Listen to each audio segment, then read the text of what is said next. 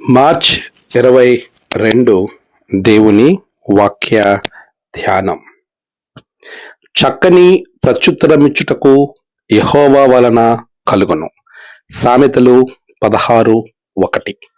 మన ప్రభువైన యేసుక్రీస్తు నామములో మీ అందరికీ ఈ ఉదయము శుభములు తెలియచేస్తున్నాను. ప్రియులారా, దేవుని మహాకృప మనలను ఎంతగానో ఆశీర్వదిస్తూ ఉంది. ఆయన కృపలో మనం ముందుకు వెళ్ళడానికి ప్రభు మనలను బలపరుస్తున్నాడు అనే విషయాన్ని మీకు నేను జ్ఞాపకం చేస్తున్నాను.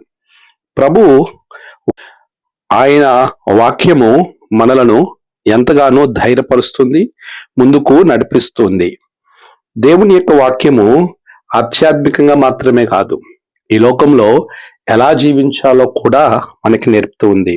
నిజమే ప్రియులారా, చక్కగా ప్రత్యుత్తరం ఇవ్వడం అనేది అది చాలా అవసరమైనటువంటి అంశముగా మనము చూడవలసిన అవసరత ఎంతైనా ఉంది. ఎందుకనంటే చాలా మంది చాలా ప్రశ్నలు మనల్ని అడుగుతూ ఉంటారు. ఆ ప్రశ్నలకు చక్కటి జవాబు చెప్పటము అనేది అది మన యొక్క స్థాయిని పెంచుతూ ఉంటుంది. చాలాసార్లు ఇంటర్వ్యూలో లేక ఇతరితర ప్రాజెక్టుల్లో వారు ఎదుటివారు అడిగే ప్రశ్నలకు సరైన జవాబు చెప్పలేక విజయాన్ని కోల్పోయే ప్రమాదం ఏర్పడుతుంది. ఈరోజు వాక్యం చెప్తుంది, చక్కగా ప్రత్యుత్తరం ఇవ్వడం అనేది దేవుని యొక్క చేతుల్లో ఉంటుంది, ఆయన వలననే కలుగుతుంది. సమయోచిత జ్ఞానము ప్రభువే మనకివ్వాలి. ఈరోజు చాలా సార్లు అనేక మంది విద్యార్థులు ఎగ్జామినేషన్లో మంచి మార్కులు సంపాదించుకోగలుగుతూ ఉన్నారు, కానీ ఇంటర్వ్యూలో వారు ఫెయిల్ అయ్యే వారిగా ఉంటున్నారు. కారణం ఏంటి?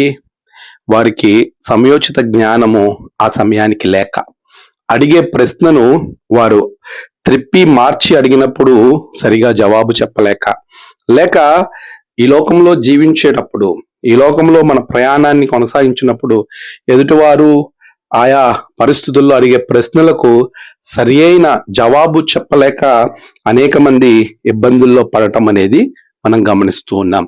ప్రియులారా, ఎప్పుడైతే సరి అయినటువంటి ప్రత్యుత్తరం జవాబు ఆన్సర్ చెబుతామో, ప్రశ్నకు తగిన జవాబు ఎవరైతే చెప్తారో వారికి మంచి కీర్తి, మంచి విజయము, అనేకమైన ఆశీర్వాదాలు కలుగుతాయి అనే విషయాన్ని మనం అందరము గుర్తెరిగి ఆ గొప్ప జవాబు చెప్పగలిగే శక్తి సామర్థ్యాలు ఇచ్చేవాడు ఆయన అని ఎరిగి, యెహోవా యందు భయభక్తులు కలిగి ఉండుట జ్ఞానమునకు మూలము అని నువ్వు ఎరిగిన వాడవై ఆయన యందు భయభక్తులు నేర్చుకోవడం, ఆయనలో నీ జీవితాన్ని కట్టుకోవడం వలన నీవు, నీ ద్వారా నీ కుటుంబము ఆశీర్వదింపబడుతుంది.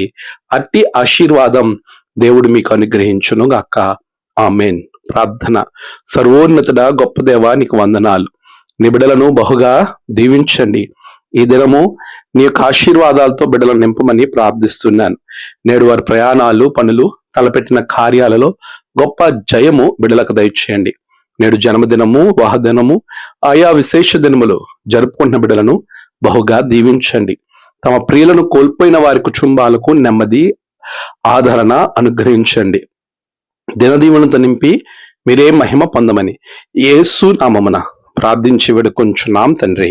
ఆమేన్. తండ్రి, కుమార, పరిశుద్ధాత్మ త్రియేక దేవుని ఆశీర్వాదపు దీవెనలు మీకు, మీ కుటుంబాలకు నిరంతరం కలుగునుగాక. ఆమేన్.